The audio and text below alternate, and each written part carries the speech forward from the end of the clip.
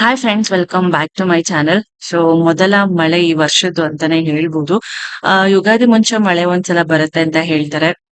So ನಿಮ್ಮೂರಲ್ಲೂ ಮಳೆ ಆಯ್ತಾ ಅಂತ ನನ್ಗೆ ಕಮೆಂಟ್ ಸೆಕ್ಷನ್ ಅಲ್ಲಿ ತಿಳಿಸಿ. ಸೊ ಗೂಗಲ್ ಪ್ರಕಾರ ಒಂದ್ 3 ದಿನ ಬರುತ್ತೆ ಮಳೆ ಅಂತ ಒಂದಿತ್ತು ವೆದರ್ ಇದ್ರಲ್ಲಿ. ಬಟ್ ತುಮಕೂರಲ್ಲಿ ಒಂದು ದಿನ ಸಂಜೆಯಿಂದ ಆಲ್ಮೋಸ್ಟ್ ಒಂದು 2 ಅವರ್ಸ್ ಫುಲ್ ಜೋರಾಗೆ ಬಂತು ಅಂತಾನೆ ಹೇಳ್ಬೋದು. 5:30-6 ಗಂಟೆಗೆ ಸ್ಟಾರ್ಟ್ ಆಗಿ 7:30-8ವರೆಗೂ ಬರ್ತಾನೆ ಇತ್ತು. ಫುಲ್ ಜೋರಾಗಿ ಬಂತು. ಬಟ್ ಒಂದಿನ ಮಳೆ ಬಂದ್ರೆ ಸಾಕಾಗಲ್ಲ ಅಲ್ವಾ ಈ ಶೆಕೆಗೆ ಎಲ್ಲದಕ್ಕೂನು. ನಿಮ್ಮೂರಲ್ಲೂ ಮಳೆ ಆಯ್ತಾ ಅಂತ ಕಮೆಂಟ್ ಸೆಕ್ಷನ್ ಅಲ್ಲಿ ತಿಳಿಸಿ. ಹಾಗೆ ನಿಮ್ಮೂರು ಯಾವ್ದು, ಮಳೆ ಆಯ್ತಾ ಇಲ್ವಾ ಅದನ್ನು ಕಮೆಂಟ್ ಸೆಕ್ಷನ್ ಅಲ್ಲಿ ತಿಳಿಸಿ ನನ್ಗೆ. ಇನ್ನು ಅವತ್ತಿನ ದಿನಾನೇ ಮಳೆ ಬಂದಿದ್ದ ದಿನಾನೇ ನಮ್ಮಮ್ಮ ಮತ್ತೆ ನನ್ ತಂಗಿ ಕಿಚನ್ ಕ್ಲೀನ್ ಇಟ್ಕೊಂಡಿದ್ರು. ನೋಡಿ, ಹಾಲ್ ಪೂರ್ತಿ, ರೂಮ್ ಪೂರ್ತಿ ಎಲ್ಲಾ ಪಾತ್ರೆಗಳನ್ನ ಎಲ್ಲಾ ಹರಡ್ಕೊಂಡಿದ್ದಾರೆ. ಎಲ್ಲಾ ಇಟ್ಬಿಟ್ಟು ನಾವು ಹಿಂಗೆ ಕಿಚನ್ ಕ್ಲೀನ್ ಅಂದ್ರೆ ಪ್ರತಿಯೊಂದು ಸಾಸಿವೆ ಡಬ್ಬ ಸಮೇತ ಸಾಸಿವೆನ ಆಚೆ ಹಾಕ್ಬಿಟ್ಟು ಆ ಡಬ್ಬದ ಸಮೇತ ಕ್ಲೀನ್ ಮಾಡ್ತಾರೆ. ಅಂದ್ರೆ ತೊಳ್ದು ಒರ್ಸಿ ಮತ್ತೆ ಸಾಸಿವೆನ ಕಾಳು ಹಾಕ್ಬಿಟ್ಟು ಇಡ್ತಾರೆ. ಆ ತರ ಇಂಚು ಕ್ಲೀನ್ ಮಾಡ್ತಾರೆ. ನಮ್ಮಮ್ಮ ಅವಾಗವಾಗ ರೇಷನ್ ಆಗೋದಾಗೆಲ್ಲ ಇದೇ ರೀತಿನೇ ಮಾಡೋದು. ಬಟ್ ಡೀಪ್ ಕ್ಲೀನಿಂಗ್ ಅಂತ ಮತ್ತೆ ಇನ್ನೊಂದ್ಸಲ ಮಾಡ್ತಾರೆ. ಮತ್ತೆ ಫ್ರಿಡ್ಜ್ ಕ್ಲೀನಿಂಗ್ ಕೂಡ ಮಾಡ್ತಾ ಇದ್ರು. ಒಳಗಡೆ ಎಲ್ಲ ವಾರ್ಡ್ರೋಬ್ ಒಳಗಡೆ ಶೆಲ್ಫ್ಸ್ ಇದೆಲ್ಲ ಧೂಳೇನಿರಲ್ಲ. ಹಬ್ಬಕ್ಕೆ ಮಾಡ್ಲೇಬೇಕಲ್ವಾ, ಯುಗಾದಿ ಅಂದ್ರೇನೆ ಹಾಗೆ. ಸೊ ಪ್ರತಿಯೊಂದು ಕ್ಲೀನ್ ಮಾಡಿದ್ಮೇಲೆನೆ ಹೊಸದಾಗಿ ನಾವು ವರ್ಷನ ಶುರು ಮಾಡ್ತೀವಿ. ಅದೇ ರೀತಿನೇ ಪ್ರತಿಯೊಂದ್ ಮೂಲೆಯಲ್ಲೂ ಒರ್ಸಿ, ಆ ಫಸ್ಟ್ ತೇವ ಬಟ್ಟೆಲಿ ಒರ್ಸಿ, ಆಮೇಲೆ ಡ್ರೈ ಬಟ್ಟೆಲಿ ಒರ್ಸಿ, ಈ ತರ ಎಲ್ಲ ಮಾಡ್ತಿದ್ರು. ಸೊ ಅವತ್ತಿಗೆ ಎಕ್ಸಾಮ್ ಬೇರೆ ಇತ್ತು. ನಾನ್ ಜಾಸ್ತಿ ಹೆಲ್ಪ್ ಮಾಡೋದಿಕ್ಕೂ ಆಗ್ಲಿಲ್ಲ. ಪ್ರಫುಲ್ಗೆ ಓದಿಸ್ಬೇಕಾಯ್ತು ನಾನು. ಇಲ್ಲಾಂದ್ರೆ ನಾನ್ ಕುತ್ಕೊಂಡ್ಲಿಲ್ಲ ಅಂದ್ರೆ ಅವ್ನು ಓದೋದೇ ಇಲ್ಲ. ಯಾರಾದ್ರೂ ಒಬ್ರು ಕುತ್ಕೊಳ್ಳೇಬೇಕು. ಆ ಕ್ವಶನ್ಸ್ ಎಲ್ಲ ಕೇಳ್ತಾನೆ ಇರ್ಬೇಕು, ಹಾಕೊಡ್ತಾ ಇರ್ಬೇಕು ಕ್ವಶನ್ಸ್ ಎಲ್ಲಾನು. ಹಾಗಾಗಿ ನಾನ್ ಜಾಸ್ತಿ ಏನು ಹೆಲ್ಪ್ ಮಾಡೋದಿಕ್ ಹೋಗ್ಲಿಲ್ಲ. ಇನ್ ಅವತ್ತು ರೈಸ್ ಏನು ಅಂದ್ಬಿಟ್ಟು ಮ್ಯಾಗಿ ಮಾಡ್ದೆ. ಎಗ್ ಹಾಕ್ಬಿಟ್ಟು ಎಗ್ ಮ್ಯಾಗಿ ತರ ಮಾಡ್ದೆ. ಸೊ ಇದ್ ಗೊತ್ತೇ ಇರುತ್ತೆ, ಹಂಗಾಗಿ ನಾನು ರೆಸಿಪಿ ಏನ್ ತೋರಿಸ್ತಿಲ್ಲ. ಸೊ ಸ್ವಲ್ಪ ಬಾಯ್ ಕೆಟ್ಟೋಗಿತ್ತು. ಮ್ಯಾಗಿನೂ ಅಷ್ಟು ಒಳ್ಳೇದಲ್ಲ, ಬಟ್ ತುಂಬಾ ರೇರ್ ನಾನ್ ತಿನ್ನೋದು. ನಾವು ಮಕ್ಳಿಗೂ ಅಷ್ಟೇ. ಹಂಗಾಗಿ ಒಂದ್ಸಲ ಅಂತ ಮಾಡ್ದೆ. ಪ್ರಕುಲ್ಗೆ ಓದಿಸ್ತಾ ಇದ್ದೆ ನಾನು. ಕನ್ನಡ ಇತ್ತು ಫಸ್ಟ್ ಎಕ್ಸಾಮು. ಕನ್ನಡ ಅಂದ್ರೆ ಒಂದ್ ಸ್ವಲ್ಪ ಸ್ಪೆಲ್ಲಿಂಗ್ ಮಿಸ್ಟೇಕ್ಸ್ ಎಲ್ಲ ಮಾಡ್ತಾನೆ. ಹಾಗಾಗಿ ನಾನು ಯಾವ್ದೇ ಒಂದ್ ಸಬ್ಜೆಕ್ಟ್ ಆಗಿರ್ಬೋದು ಕ್ವಶನ್ಸ್ ಹಾಕೊಡ್ತೀನಿ, ಆನ್ಸರ್ಸ್ ಬರೀತಾನೆ. ಒಂದ್ ಸ್ವಲ್ಪ ಗ್ರಾಮರ್ ಎಲ್ಲ ಇತ್ತು. ಕನ್ನಡದಲ್ಲಿ ವ್ಯಾಕರಣ ಮತ್ತೆ ಲೆಸನ್ಸ್ ಮತ್ತೆ ಪೋಯಮ್ಸ್ ಇದೆಲ್ಲ ಹಾಕೊಟ್ಟಿದೆ. ಸೊ ಅದನ್ನೇ ಬರೀತಾ ಇದ್ದ. ಒಂದ್ ಸ್ವಲ್ಪ ಗ್ರಾಮರ್ ಅಲ್ಲಿ ಸ್ವಲ್ಪ ತುಂಬಾ ಸೂಕ್ಷ್ಮವಾಗಿ ಬರಿಬೇಕು ಆನ್ಸರ್ಸ್ ಎಲ್ಲ.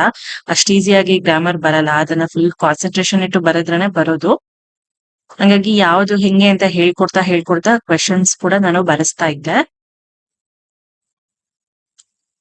ಹಾಗೆ ನೆಕ್ಸ್ಟ್ ಡೇ ಈವ್ನಿಂಗ್ ನ ವ್ಲಾಗ್ ಕಂಟಿನ್ಯೂ ಮಾಡ್ತಾ ಇದ್ದೀನಿ. ಸೊ ಈವ್ನಿಂಗ್ ಇಂದ ಸ್ಟಾರ್ಟ್ ಮಾಡಿದೀನಿ ವ್ಲಾಗ್ ನ. ನೆನ್ನೆ ಮಳೆ ಬಂತಲ್ಲ, ಇವತ್ತು ಮಳೆ ಬರುತ್ತಾ ಅಂತ ನೋಡ್ತಾ ಇದ್ದೆ. ಅದನ್ನೇ ಎಲ್ಲೂ ಕೂಡ ಮೋಡದ ಏನು ವಾತಾವರಣ ಸೂಚನೆ ಅನ್ನೋದೇ ಇರ್ಲಿಲ್ಲ. ಸರಿ ಇವತ್ತು ಮಳೆ ಬರಲ್ಲ ಅಂತ ಅನ್ಕೊಂಡು ಸುಮ್ನೆ ಆದೆ ನಾನು. ಇನ್ನು ಲಶಿಕಾ ಕೂಡ ಮಲ್ಕೊಂಡಿದ್ಲು. ನಾನು ಆಫೀಸಿಂದ ಮನೆಗ್ ಬಂದಾಗ ಕೆಲವೊಂದ್ಸತಿ ಫುಲ್ಲು ನಿದ್ದೆ ಮಾಡ್ತಾಳೆ, ಕೆಲವೊಂದ್ಸತಿ ನಾನ್ ಬಂದ ತಕ್ಷಣ ಎದ್ದು ಬಿಡ್ತಾಳೆ. ಅದು ಅವಳ ಮೇಲೆ ಡಿಪೆಂಡ್, ಎಷ್ಟ್ ನಿದ್ದೆ ಬೇಕು ಎಷ್ಟ್ ನಿದ್ದೆ ಬೇಡ ಅನ್ನೋದು. ಇನ್ನು ಹೋಲಿ ಬೇರೆ ಇತ್ತಲ್ಲ, ಸೊ ಹೋಗಿ ಹೆಂಗ್ ಆಡ್ಕೊಂಡ್ ಬಂದಿದ್ದಾನೆ ನೋಡಿ. ಅದಕ್ಕೆ ಸ್ನಾನಕ್ ಹೋಗ್ತಾ ಇದ್ದ. ಸರಿ ಇರೋ ನಿಂತು ವೇಷ ತೋರಿಸ್ತೀನಿ ಅನ್ಬಿಟ್ಟು ತೋರಿಸ್ತಾ ಇದ್ದೆ. ಹಾಗೆ ಜಾಮೂನ್ ಮಾಡೋಣ, ಜಾಮೂನ್ ತಿನ್ಬೇಕು ಅಂತ ಅನ್ಸ್ತಾ ಇತ್ತು. ಸ್ವೀಟ್ ಇವತ್ತು ಹೋಳಿ ಬೇರೆ ಅಲ್ಲ, ಹಂಗಾಗಿ ಆ ಜಾಮೂನ್ ಮಾಡ್ತಾ ಇದ್ದೆ. 2 ಪ್ಯಾಕೆಟ್ ಹಾಕ್ಬಿಟ್ಟು, ಹಾಗೆ ಸ್ವಲ್ಪ ದೃಷ್ಟಿ ಕೂಡ ತೆಗಿಯೋಣ, ಕೆಂಪ್ ನೀರ್ ತಂದ್ಬಿಟ್ಟು ಎಲೆ ಕೂಡ ತಂದೆ, ವಿಳೆದೆಲೆ. ಇನ್ನು ಲಶಿಕಾದು ಆ ಬಾಲಗ್ರಹ ಕೂಡ ವಾಶ್ ಮಾಡ್ತಾ ಇದೀನಿ. ಅದನ್ನ ಮಾಡಿ ಕುಂಕುಮ ಅರಿಶಿನ ಇಟ್ಟು ದೇವರಿಗಿಟ್ಟು ಪೂಜೆ ಮಾಡ್ತೀನಿ ಊದ್ಗಡ್ಡಿಲಿ. ಅದಾದ್ಮೇಲೆ ಇಬ್ರಿಗೂ ಅಮಾವಾಸ್ಯೆ ಹುಣ್ಣಿಮೆ ದಿನ ನಾನು ರತ್ನೀರ್ ಮಾಡಿ ತೆಗಿತೀನಿ. ಅದು ನಾನ್ ಪ್ರತಿ ಯಾವುದೇ ಒಂದು ಅಮಾವಾಸ್ಯೆ ಹುಣ್ಣಿಮೆನೂ ಕೂಡ ಮಿಸ್ ಮಾಡೋದಿಲ್ಲ. ಇನ್ನು 5 ವರ್ಷದವರೆಗೂ ಬಾಲಗ್ರಹ ಹಾಕ್ಲೇಬೇಕು ಕಂಪಲ್ಸರಿ.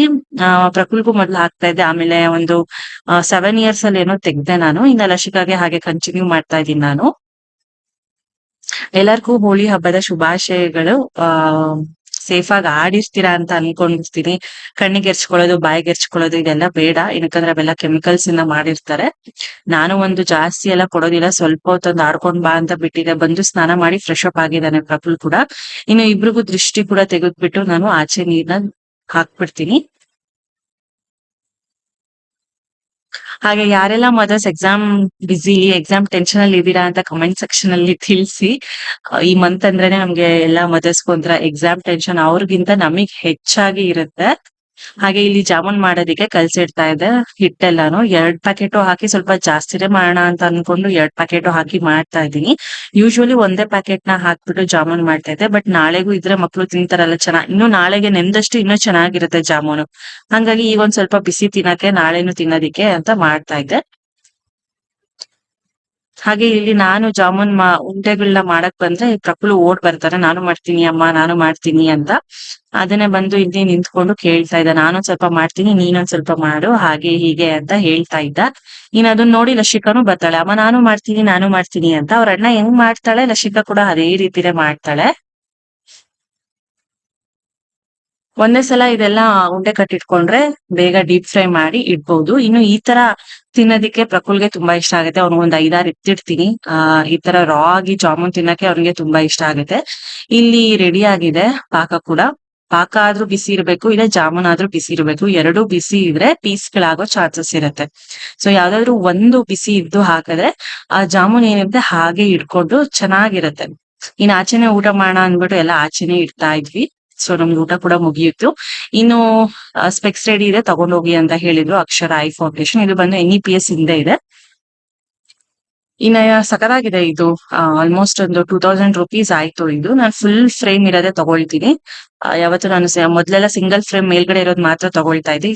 ಇವಾಗ ಇದು ಥರ್ಡ್ ಸ್ಪೆಕ್ಸ್ ಏನೋ, ಒಂದು ಫುಲ್ ಫ್ರೇಮ್ ಇರೋದೇ ನಾನು ತಗೊಳ್ಳೋದು. ಚೆನ್ನಾಗ್ ಕಾಣಿಸುತ್ತೆ ಇದು ನನ್ಗೆ. ಹೇಗ್ ಕಾಣಿಸ್ತಿದೆ ಅಂತ ಕಮೆಂಟ್ ಸೆಕ್ಷನ್ ಅಲ್ಲಿ ತಿಳಿಸಿ.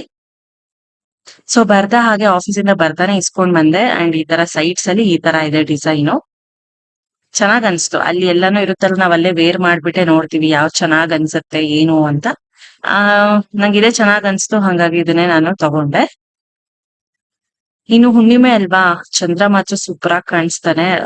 ತುಂಬಾ ಬ್ರೈಟ್ ಆಗಿ, ತುಂಬಾ ಹತ್ರಕ್ಕೆ ಒಂದೊಂದ್ ಟೈಮ್ ಅಲ್ಲಿ ಕಾಣಿಸುತ್ತೆ ಅದು. ಯೆಲ್ಲೋ ಕಲರ್ ಆಗಿ ಕಾಣಿಸುತ್ತೆ. ಇದನ್ನ ಯಾರಾದ್ರೂ ಅಬ್ಸರ್ವ್ ಮಾಡಿದ್ರೆ ಹೇಳಿ ನನ್ಗೆ. ಯೆಲ್ಲೋ ಕಲರ್ ಆಗಿ ಫುಲ್ ಹತ್ರನೇ ಇದೆ ಅನ್ನೋ ತರಾನೇ ಕಾಣಿಸ್ತಾ ಇತ್ತು ಒಂದ್ 2-3 ದಿನ.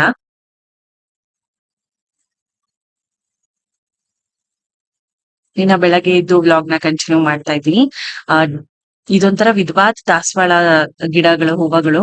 ಒಂಥರ ಪೀಚ್ ಕಲರ್ ಒಂದು, ಪಿಂಕ್ ರೆಡಿಶ್ ಒಂದು, ಯೆಲ್ಲೋ ಕಲರ್ ಒಂದು, ಈ ತರ ಇದಾವೆ. ಅದ್ ನೋಡೋದಿಕ್ಕೆ ತುಂಬಾ ಚೆನ್ನಾಗಿರುತ್ತೆ. ಇನ್ನು ನಾನ್ ಬ್ರಷ್ ಮಾಡ್ಕೊಂಡು ಲಾನ್ ಅಲ್ಲೇ ಓಡಾಡ್ತಾ ಬ್ರಷ್ ಮಾಡ್ತಾ ಇರ್ತೀನಿ. ಇದೊಂಥರ ನನ್ಗೆ ಪಾದಕ್ಕೆ ಒಂಥರ ಸರ್ಕ್ಯುಲೇಷನ್ ಆದಂಗ ಆಗುತ್ತೆ. ಆ ಹುಲ್ ಮೇಲ್ ನಡ್ದಾಗ ನನಗ್ ತುಂಬಾ ಇಷ್ಟ ಆಗತ್ತೆ ಹುಲ್ ಮೇಲ್ ನಡಿಯೋದಿಕ್ಕೆ. ಇನ್ನು ಇವತ್ತು ಫ್ರೈಡೆ, ಪುಳಿಯೋಗರೆ ಮಾಡೋಣ ಅಂದ್ಬಿಟ್ಟು ಮಾಡ್ತಾ ಇದ್ದೆ. ಹಾಗೆ ಚಟ್ನಿ ಮಾಡೋಣ ಅಂದ್ಬಿಟ್ಟು, ಚಟ್ನಿ ಅಂದ್ರೆ ಬೆಂಡೆಕಾಯಿ ಎಲ್ಲ ಹಾಕ್ಬಿಟ್ಟು ಚಟ್ನಿ ಮಾಡ್ತೀವಿ. ಸಕ್ಕದಾಗಿರುತ್ತೆ, ನೀವು ಟ್ರೈ ಮಾಡಿ ನೋಡಿ ಒಂದ್ಸಲ. ಆ ರೆಸಿಪಿನ ಫುಲ್ ತೋರ್ಸಕ್ ಆಗಲ್ಲ, ಬಟ್ ನಾನು ಹೇಳ್ಕೊಂಡ್ ಹೋಗ್ತೀನಿ ಏನೇನ್ ಹಾಕ್ಬೇಕು ಅಂತ. ಇನ್ನು ಮಕ್ಳಿಗೆ ಇಬ್ರಿಗೂ ನಾನು ಹಾಲ್ ಕಾಯಿಸಿಟ್ಟು ಕೊಡ್ತಾ ಇದ್ದೀನಿ. ಸೊ ಏನಿಲ್ಲ, ಮೊದ್ಲು ಬೆಂಡೆಕಾಯಿನ ಚಿಕ್ಕದಾಗಿ ಕಟ್ ಮಾಡ್ಕೊಂಡು ಮಾಮೂಲಿ ಎಣ್ಣೆ ಹಾಕೊಂಡು ಅದನ್ನ ರೋಸ್ಟ್ ಮಾಡ್ಕೋಬೇಕು ಚೆನ್ನಾಗಿ. ಇದ್ರ ಜೊತೆಗೆ ಈರುಳ್ಳಿ ಟೊಮೆಟೊ ಕೂಡ ಕಟ್ ಮಾಡ್ಕೊಂಡು ಚಿಕ್ಕದಾಗ ಅದನ್ನು ಕೂಡ ರೋಸ್ಟ್ ಮಾಡ್ಕೋಬೇಕು. ಆ ಈರುಳ್ಳಿ ಟೊಮೆಟೊ ಜೊತೆಗೆ ಸ್ವಲ್ಪ ಚೆನ್ನಾಗಿ ರೋಸ್ಟ್ ಆದ್ಮೇಲೆ ಕೊನೆಗೆ ಸ್ವಲ್ಪ ಹುಣಸೆ ಹಣ್ಣು, ಜೀರಿಗೆ, ಕರ್ಬೇವಿನ ಸೊಪ್ಪು, ಒಣಮೆಣಸಿನ್ಕಾಯಿ ಮತ್ತೆ ಬೆಳ್ಳುಳ್ಳಿ ಇಷ್ಟನ್ನು ಹಾಕೊಂಡು ಒಂದ್ 2 ನಿಮಿಷ ರೋಸ್ಟ್ ಮಾಡ್ಕೊಂಡು ಪ್ರತಿಯೊಂದು ರುಬ್ಕೋಬೇಕು. ಉಪ್ಪು ಹಾಕೊಂಡು ರುಬ್ಕೊಂಡ್ರೆ ಸಕ್ಕದಾಗಿರತ್ತೆ.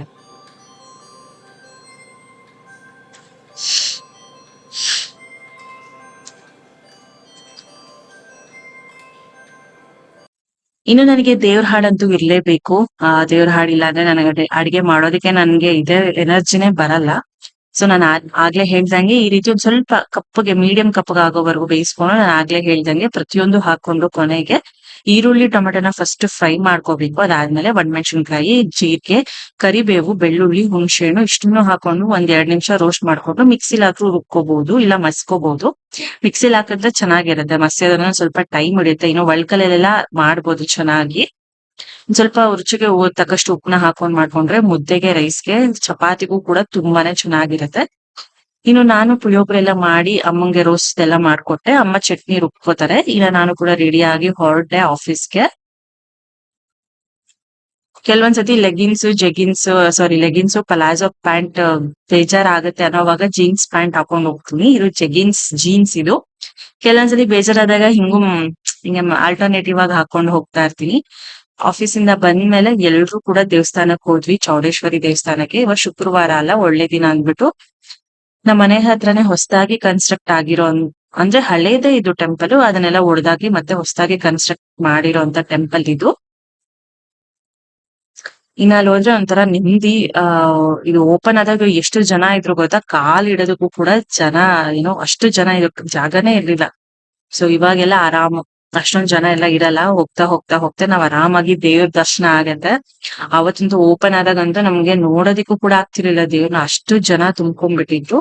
ಇನ್ನು ಅಲ್ಲೇ ಆಂಜನೇಯ ಆ ಪಕ್ಕನೆ ಮುಂದೆನೆ ಆಂಜನೇಯದು ಕೂಡ ಇದೆ ದೇವಸ್ಥಾನ, ಒಂದ್ ಚಿಕ್ಕದು. ಇದನ್ನು ಕೂಡ ಗ್ರಿಲ್ಸ್ ಎಲ್ಲ ಹಾಕ್ಬಿಟ್ಟು ಹೊಸದಾಗಿ ಮಾಡಿದ್ದಾರೆ. ಇಲ್ಲಿ ಎಕ್ಕದ ಗಿಡ, ತುಳಸಿ ಗಿಡ ಎಲ್ಲಾ ಕೂಡ ಇದೆ.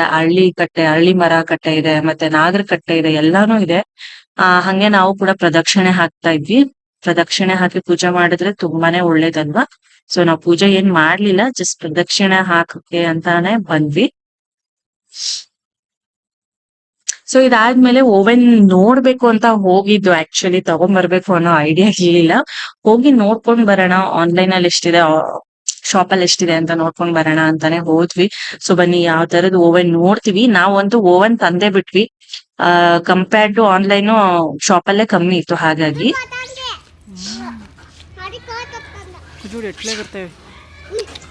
అయ్యో ఈతోదంక వచ్చింది అది మయ్య పడిగిన మయ్య కుజు. ಇನ್ನು ನಮ್ಮ ಮನೆ ಹತ್ರನೇ ಗಿರಿಯಾಸ್ ಇದೆ.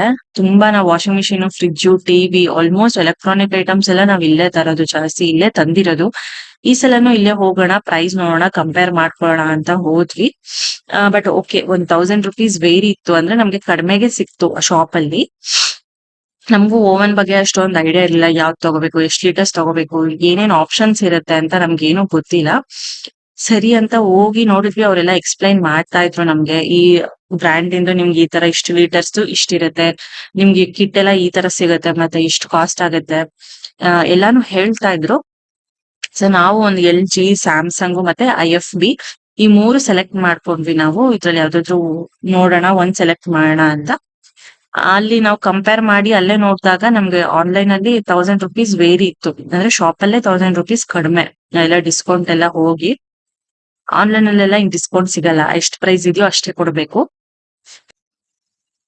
ನಾವೊಂದ್ 3 ಫೈನಲ್ ಹೇಳಿದ್ವಿ, ಇದ್ರದ್ದೆಲ್ಲ ಎಷ್ಟಾಗತ್ತೆ ಡಿಸ್ಕೌಂಟ್ ಹೇಳಿ ಅಂತ ಹೇಳಿದ್ವಿ. ಅದನ್ನ ಕ್ಯಾಲ್ಕುಲೇಟ್ ಮಾಡಿ ಹೇಳ್ತಾ ಇದ್ರು.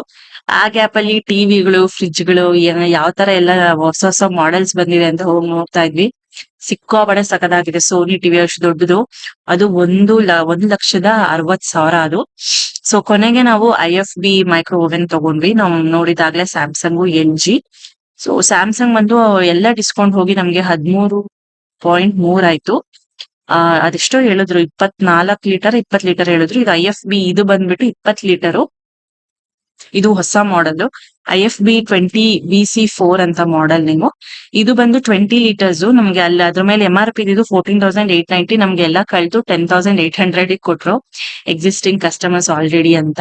ಅಂಡ್ ಇನ್ನೊಂದು LG ನೋಡಿದ್ವಿ, ಅದು 30,000. ಅದು ತುಂಬಾ ಇದನ್ಸ್ತು ನಮ್ಗೆ, 28 ಲೀಟರ್ ಅನ್ಸ್ತು. ಸರಿ, ಅಷ್ಟೊಂದೇನು ಅವಶ್ಯಕತೆ ಇಲ್ಲ, ನಮ್ಗೆ IFB ಸಾಕು, ಒಂದ್ 20 ಲೀಟರ್ ಅಂದ್ಬಿಟ್ಟು ಇದನ್ನೇ ಫೈನಲ್ ಮಾಡ್ಬಿಟ್ವಿ. ನಮ್ಗೆ ಇದು 10,800ಗೆ ಸಿಕ್ತು. ಪ್ಲಸ್ ಇದಕ್ಕೆ ಫ್ರೀ ಒಂದು ಕಿಟ್ ಕೂಡ ಇದೆ, ಅದೇ ಇಡ್ಲಿ ಮಾಡ್ಕೊಳ್ಳೋದಿಕ್ಕೆ. ಮತ್ತೆ ಈ ಟಪ್ಪರ್ ವೇರ್ ತರ ಬರುತ್ತಲ್ಲ, ನನ್ ತಂಗಿ ಕೈಲಿದೆ ಬಾಕ್ಸ್ ಅಲ್ಲಿ, ಅದ್ರಲ್ಲೆಲ್ಲ ಇದೆ. ಟಪ್ಪರ್ ವೇರ್ ಅಂದ್ರೆ ಮೈಕ್ರೋವೇವ್ ಗೆ ಸೂಟ್ ಆಗೋ ತರ ಕೆಲವೊಂದು ಇಡ್ಲಿ ಪ್ಯಾನ್ಸ್ ಗಳು, ಬೌಲ್ಸ್ ಗಳು ಎಲ್ಲ ಕೊಟ್ಟಿದ್ರು. ಒಂದು ಸೌಟ್ ತರಾನು ಕೊಟ್ಟಿದ್ರು. ಅದನ್ನೇ ಪ್ಯಾಕ್ ಮಾಡಿ ತಗೊಂಡ್ ಹೋಗ್ತಾ ಇದ್ವಿ ಮನೆಗೆ. ಸುಮ್ನೆ ನೋಡ್ಕೊಂಡ್ ಬರೋಣ ಅಂತ ಹೋದ್ವಿ, ಅದು ಕೊನೆಗೆ ಬಂದೇ ಬಿಡ್ತು ನಮ್ ಮನೆಗೆ. ಸೊ ಅದು ನೆಕ್ಸ್ಟ್ ಡೇ ಬಂದ್ಬಿಟ್ಟು ಅವರು ಹೇಗೆ ಆಪರೇಟ್ ಮಾಡ್ಬೇಕು ಅಂತ ಅವರು ಒಬ್ರು ಬರ್ತಾರೆ ಪರ್ಸನ್ ಕಂಪ್ನಿಯಿಂದ. ಸೊ ಅವ್ರ ಹತ್ರ ಎಲ್ಲ ನಾವು ಗೈಡ್ ಮಾಡಿಸ್ಕೋಬೇಕಾಗತ್ತೆ, ಗೈಡ್ ಮಾಡ್ತಾರೆ, ಹೇಳ್ಕೊಟ್ಟು ಹೋಗ್ತಾರೆ. ಸೊ ಅದನ್ನ ಬೇಕಿದ್ರೆ ಹೇಳ್ಕೊಡ್ತೀನಿ ನಾನು ನೋಡ್ಕೊಂಡಿಲ್ಲ. ಅವ್ರು ಬಂದ್ಮೇಲೆ ಅವ್ರು ಹೇಗೆ ಹೇಳ್ತಾರೆ ನಾನು ಕೂಡ ಆಪರೇಟ್ ಮಾಡಿ ನಿಮ್ಗೂ ಕೂಡ ಒಂದ್ ಸ್ವಲ್ಪ ತೋರಿಸ್ತೀನಿ. ಅವಾಗ ಓವೆನ್ ನೀವು ಏನಾದ್ರು ತಗೊಂಡ್ರೆ, ಸೊ ಸಿಮಿಲಾರಿಟಿ ಬೇರೆ ಕಂಪ್ನಿ ತಗೊಂಡ್ರು ಹಂಗೆ ಇರುತ್ತೆ ಅಲ್ವಾ. ಇನ್ಮೇಲೆ ಯಾವ್ದೇ ಒಂದ್ ಬರ್ಡೇಸ್ ಆಗ್ಲಿ ಮನೇಲೆ ಮಾಡೋಣ ಕೇಕ್ಸ್ ಅಂತ. ಔಟ್ ಸೈಡ್ ನೋ, ಬಂದಂತಾನೆ ಓವೆನ್ ತಗೊಂಡಿದ್ ನಾವು. ಸೊ ಇದಿಷ್ಟು ಇವತ್ತಿನ ವ್ಲಾಗ್ ಆಗಿರುತ್ತೆ. ಪ್ಯಾಕ್ ಮಾಡ್ಬಿಟ್ಟು ಕಾರ್ ತಂದಿದ್ವಿ. ಸೊ ಕಾರ್ ಒಳಗಿಟ್ರು. ಇದು 2 ವೀಲರ್ ಅಲ್ಲೆಲ್ಲ ಆಗಲ್ಲ ಅಂತ ಅಂದ್ರು. ಸರಿ, ಅಪ್ಪ ಮತ್ತೆ ಕಾರ್ ತಗೊಂಡ್ ಬಂದು ತಗೊಂಡ್ ಹೋಗ್ತಾ ಇದ್ವಿ. ಸೊ ಓವೆನ್ ಅಂತೂ ಬಂತು ಈ ವ್ಲಾಗ್ ಅಲ್ಲಿ. ಮತ್ತೆ ಮುಂದಿನ ವ್ಲಾಗ್ ಅಲ್ಲಿ ಸಿಗ್ತೀನಿ. ಬಾಯ್ ಬಾಯ್.